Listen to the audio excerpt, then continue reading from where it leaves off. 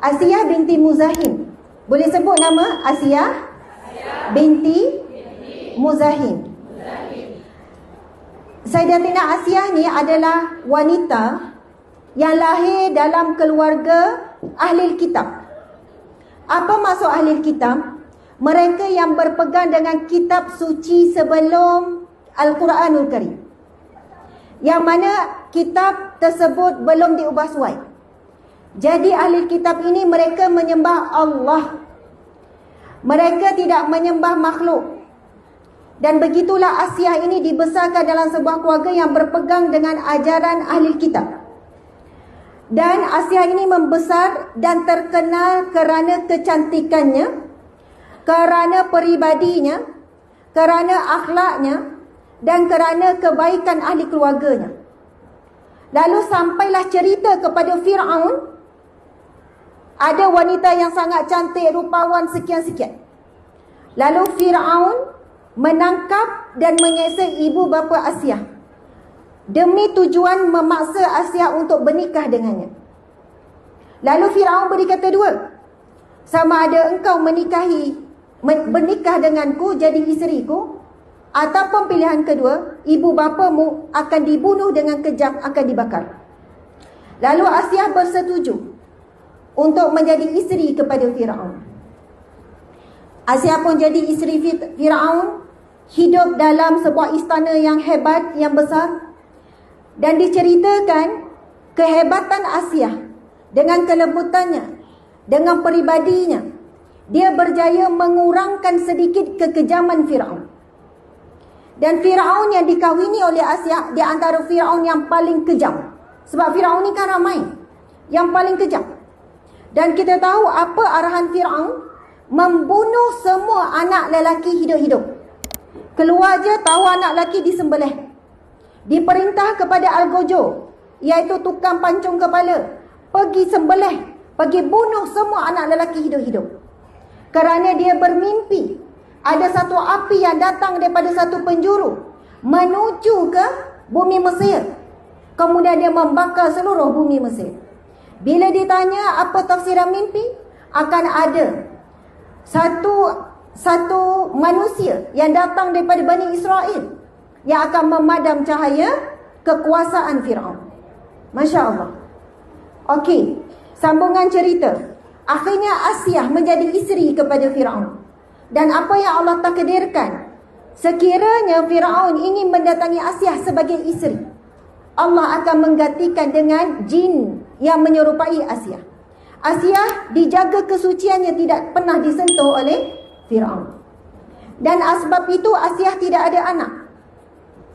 Dan ketika peristiwa Fir'aun memerintahkan semua anak kecil dibunuh, kita akan masuk tokoh yang kedua, iaitu dalam kisah Asiyah, tokoh wanita yang kedua, iaitu ibu kepada Nabi Musa AS. Dengan keyakinan, dengan ikhtiar, dengan mohon pertolongan daripada Allah, Allah ilhamkan ibu kepada Nabi Musa AS untuk memasukkan Nabi Musa AS dalam kotak ataupun dalam peti, lalu dihanyutkan ke dalam sungai Nil. Dihanyutkan sungai Nil ni Mesir kan? Dihanyutkan. Kemudian tokoh yang ketiga, sebab hari ni kan nak cerita pasal wanita. Rupanya dalam kisah Asiyah ada ramai sangat tokoh wanita, termasuk yang nama Masyitah. Tadi kita cerita bermula dengan nama Asiyah. Lepas tu tokoh wanita yang kedua yang terlibat dalam cerita Asiyah ini, yang kita sebut yang kedua, ibu kepada Nabi Musa AS. Tokoh yang ketiga adalah kakak kepada Nabi Musa. Siapa adik-beradik Nabi Musa? Siapa adik-beradik Nabi Musa? Seorang Nabi lagi? Harun. Nabi Harun dan Nabi Musa adik-beradik. Dan mereka ada seorang kakak yang namanya Maryam. Masya Allah. Apabila ibu Nabi Musa AS telah menghanyutkan Nabi Musa yang masih lagi bayi ini dalam satu peti di bawah aliran sungai, sungai. Kemudian ibu Nabi Musa ni perintahkan kepada si kakak ni supaya follow. Pergilah kamu mengikuti. Semua ini ada ayat Al-Quran. dalam surah Al-Qasas. Semua ada ayat-ayat yang menerangkan si ibu ini minta supaya si kakak follow pergerakan peti tu. Pergilah kamu mengikuti. Lalu bayangkan ya, si ibu ni bagi arahan simple saja. Tuan-tuan, puan-puan, ini ada satu pengajaran yang sangat penting.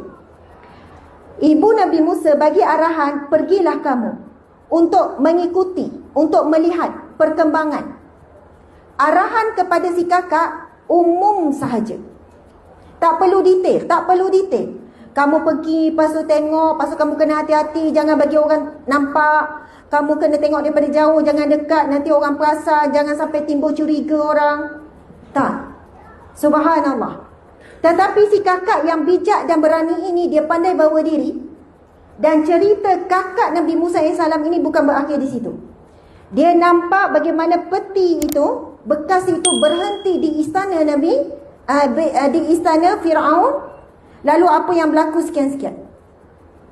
Dan kita tahu, apabila bayi sampai, Nabi Musa di dalam Al-Quran dicatat enggan minum susu. Ramai dah wanita dipanggil untuk beri minum susu ni. Semua dia tolak, semua dia tak nak. Dan ketika itulah si kakak Nabi Musa AS yang usianya lebih kurang masih lagi remaja, bukan kakak yang dah tua. Dia beratur tu untuk sampai giliran dan dia berani bercakap kepada Fir'aun. Ini dirangkam dalam Al-Quran. Kakak ni bercakap depan Fir'aun, bercakap depan Asiyah. Dan perkataan kakak ni dia sebut apa? Maukah kamu aku tunjukkan sebuah rumah yang aku sendiri tak pasti, tetapi yang aku tahu, yang saya tahu, wanita ini sangat pandai menjaga bayi. Maksudnya wanitanya adalah pengasuh yang dikenali. Dia pandai memujuk bayi, pandai menguruskan bayi. Dalam kalimah yang digunakan dalam ayat Quran, dia sebut baitin. Bukan baitihi ke, bayi tahu ke. Memang bijak sangat kakak kepada Nabi Musa AS ini. Dia cakap umum, soalannya dia tak tahu rumah tu kat mana. Maukah kamu, saya terdengar ada sebuah rumah di satu kampung, saya pun tak pasti di mana. Nantilah kalau kamu nak saya cari. Dikatakan ada seorang wanita yang sangat pandai menguruskan bayi.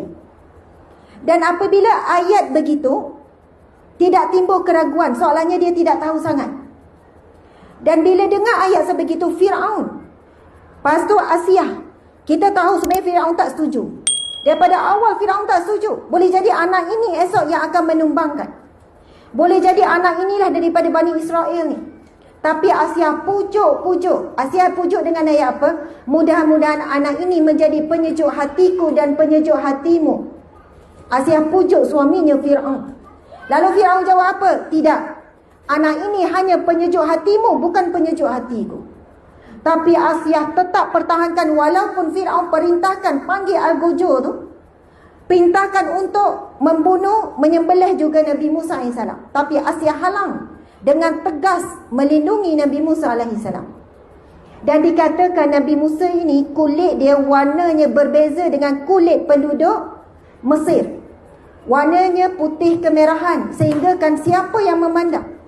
Ketika Fir'aun belum memandang Nabi Musa, dia memang tegas tak nak. Tegas suruh bunuh. Tapi apabila terus memandang, Fir'aun pun jadi cair. Masya Allah. Okey, muslimat sekalian.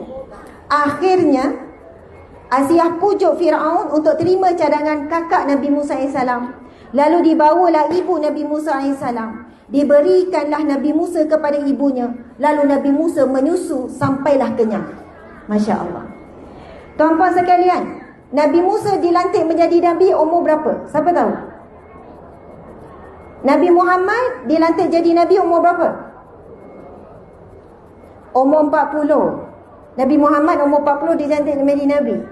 Nabi Musa juga dilantik menjadi Nabi ketika umur 40. Nabi Musa AS membesar dalam istana Fir'aun selama 30 tahun. Sampai umur Nabi Musa 30 tahun. Sampai Nabi Musa umur 30 tahun. Nabi Musa dibesarkan dengan mewah, anak seorang raja, hidup dalam kesenangan, hidup dalam limpahan kekayaan. Itulah Nabi Musa dibesarkan dalam sebuah istana. Dan itulah satu-satunya anak Asiah, walaupun anak angkat, dimanjakan. Dan dicatat dalam Al-Quran, daripada tafsiran ayat Al-Quran menggambarkan Firaun memberi harapan besar kepada anak angkat ni untuk menyambung pemerintahannya satu hari nanti. Pendek cerita, berlaku pertengkaran yang menyebabkan Nabi Musa alaihi salam bukan sengaja, dengan tak sengaja telah membunuh salah seorang daripada askar Firaun. Kemudian Nabi Musa membawa diri ke Madian. Di sanalah Nabi Musa ketika umur 30 tahun, dalam dia beratur, bukan beratur. Daripada jauh, dia nampak ada sumber air. Perjalanan jauh daripada Mesir ni, sebab dikejar oleh tentera Firaun ni. Sampailah dia ke sebuah negeri yang bernama Madian. Dia nampak ada sumber air. Semua lelaki yang sedang kerumun untuk ambil air. Dia nampak ada dua orang wanita yang duduk daripada jarak yang jauh. Pernah dengar cerita ni kan? Mungkin ada yang tak pernah dengar, ada yang dah dengar tapi dah lupa. Eloklah lupa kan? Kau tak pernah lagi cerita saya ni. Sebab itulah Allah bagi kita ni sifat lupa. Tiap tahun dengan cerita yang sama, tahun depan pun dengar macam tak pernah dengar. Masya Allah. Jadi sekarang ada pula dua lagi wanita. Kita belum cerita tentang Masyitah sebab belum sampai lagi episod Masyitah.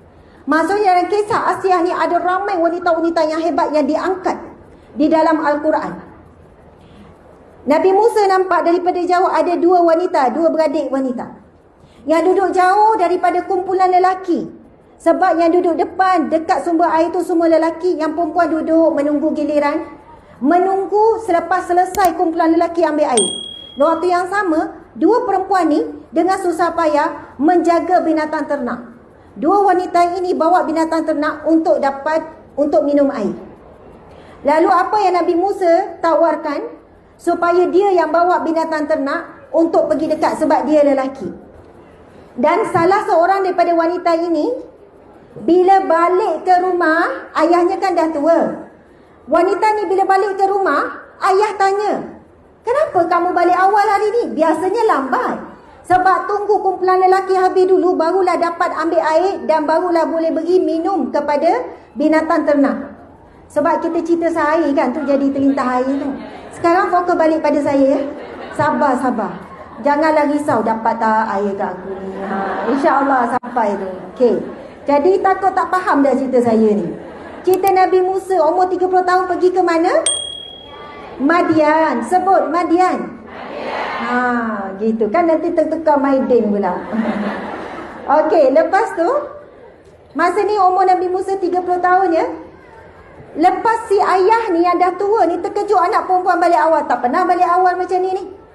Lalu dua anak perempuan ni bercerita apa yang berlaku. Ada seorang lelaki yang tidak dikenali, bukan daripada kampung ni, tiba-tiba datang dan bantu untuk ambil air, bantu beri minum kepada ni. Lalu apa yang berlaku? Si ayah kata, panggil lelaki itu untuk jadi tetamu kita. Jadilah akhirnya dua perempuan ni pergi cari balik dan jemput ke rumah. Akhirnya bernikahlah dengan salah seorang wanita. Antara dua beradik itu bernikahlah dengan seorang. Dan ketika itulah berlakunya perjanjian. Perjanjian apa? Untuk selama 8 tahun berbakti dan bekerja dan menikahi salah seorang anak kepada lelaki tua ini. Dan Nabi Musa tambah lagi 2 tahun. Cukup 10 tahun Nabi Musa berada di Madian. Kemudian Nabi Musa setelah umur 40 tahun dilantik menjadi Nabi. Ketika itulah Nabi Musa diperintahkan oleh Allah untuk kembali ke Mesir, untuk menyeru kepada takwa dan kepada menyembah Allah. Tuju kepada siapa? Firaun. Ketika itulah apabila anak yang dirindui, anak angkat Asiah, jumpa balik anaknya iaitu Nabi Musa AS. Dan saat itulah Asiah beriman kepada anaknya. Anak angkatlah beriman, menyatakan keimanan keislaman.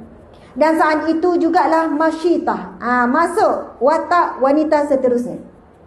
Masyitah kita tahu tukang sisir kepada anak Firaun yang lain dengan isteri yang lain.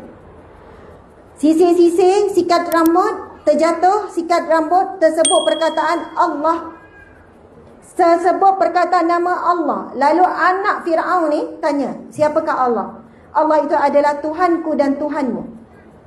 Lalu si anak ni terus mengadu Fir'aun. Fir'aun pun panggil Masyidah. Apa yang kamu katakan?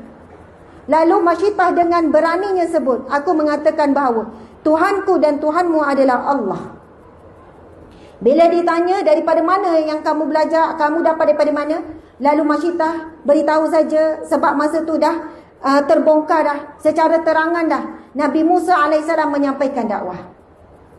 Akhirnya disediakan satu kawah, yang mana dikatakan bukannya hanya api, tapi tembaga. Maksudnya daripada tembaga, pernah tengok tak orang buat tembaga yang panas tu, yang jadi mencair tu? Tembaga yang dicairkan, bukan hanya api. Kawah yang besar, kemudian satu demi satu keluarga Masyidah. Dan ketika itu last tinggal Masyidah dengan si baby, si bayi kecil. Masyidah agak-agak nak terjun, bukan sebab dirinya, tetapi sebab si anak, sebab bayi rasa kesian. Akhirnya Allah mengizinkan bayi ini bercakap, berkata apa? Wahai ibuku, kesusahanmu di dunia ini tidak ada tandingannya dengan kesusahan di akhirat kelak. Maksudnya biarlah sakit, susah, derita kita di dunia, kerana kesusahan apapun di dunia takkan mampu menandingi sedikit kesusahan di akhirat. Sebab itu kadang-kadang ayat orang kan, alah ni panas sikit je, neraka lagi panas. Kalau kita dengar, amboi banding dengan neraka terui. Kalau kita tengok ayat tu macam tak payahlah nak buat perumpamaan macam tu. Dan ni memang panas betul. Betul lah, neraka lagi panas. Sabarlah sikit, panas sikit je ni. Tetapi kata-kata bayi ini sebenarnya hampir sama, tapi kita tak bolehlah guna. Kan, tengok keadaan lah, tengok keadaan yang sesuai. Jadi bayi ini kata, wahai ibuku, kesusahan apapun di dunia ini takkan menyamai kesusahan di akhirat. Maka bila si ibu dengar, terus terjun. Inilah wanita yang antara watak utama dalam kisah Sayyidatina Asiyah. Dan penghujung cerita, nak hujung cerita dah ni. Sebab apa? Kita nak buka soal jawab. Ada yang nak tanya tak? Angkat tangan. Ada yang nak tanya? Ada InsyaAllah ada. Sabar. Okey. Kemudian, Masya Allah, pendek cerita, akhirnya Fir'aun panggil isterinya, tanya, betul ke apa yang aku dengar ni? Kamu telah memeluk agama Musa dia tak panggil alaihissalam lah, agama anakmu Musa. Lalu Asiyah pun memberitahu kebenaran, ya, sekian-sekian. Lalu diseksa di bawah panas, lalu diikat, diterbalikkan kepala, dilibas. Maksudnya kejahatan Fir'aun ni, walaupun Asiyah adalah isteri yang paling dicintai, ramai-ramai isteri, Asiyah paling dicintai. Nak kata jahatnya hati Fir'aun ni, isteri tercinta pun dia tidak ada rasa belas kasihan. Sehinggalah saat akhir Asiyah dah nazak. Ketika itu Allah memperlihatkan istana di syurga. Lalu ketika itu Asiyah senyum. Asiyah senyum sebab Allah memperlihatkan istana di syurga. Saat itulah Fir'aun bertambah-tambah marah, sebab dia tengah pukul, dia tengah libas. Dia panggil apa ni? Kalau cemeti tu kita panggil apa? Bukan libas, sebat. Tengah sebat, tengah berdarah, tiba dia tengok bini dia senyum selamba je. Bertambah kemarahan, akhirnya dia melakukan penyiksaan yang sangat dahsyat. Akhirnya Asiyah wafat. Tetapi dalam keadaan tersenyum kerana Allah telah memperlihatkan indahnya istana di syurga.